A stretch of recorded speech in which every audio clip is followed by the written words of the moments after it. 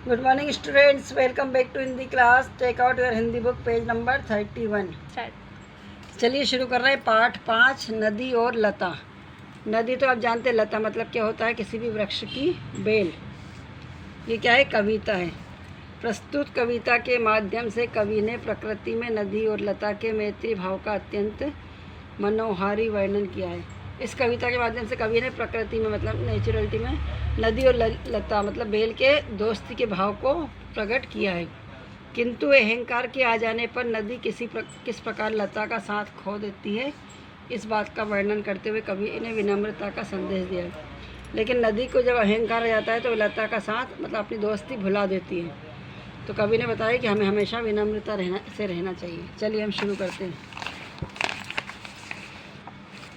नदियाँ एक किया करती थी निज लहरों से खेल सदा, उसके तट पर झूमा करती एक मनोहर कुसुम लता। दिया था क्या कहाँ से?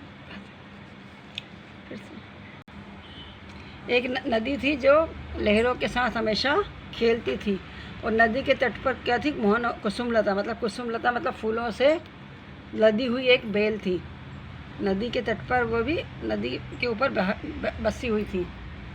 उसी लता पर पंछी आते कलरव गान सुनाते थे। नदी अकेली जो थी बहती उसका मन बहलाते थे। जो नदी की जो लता थी उसके ऊपर पक्षी आते थे और अच्छा गाना सुनाते थे। नदी जो अकेली बहती रहती थी, उसका मन ये पक्षी गाना गा के सुनाते थे।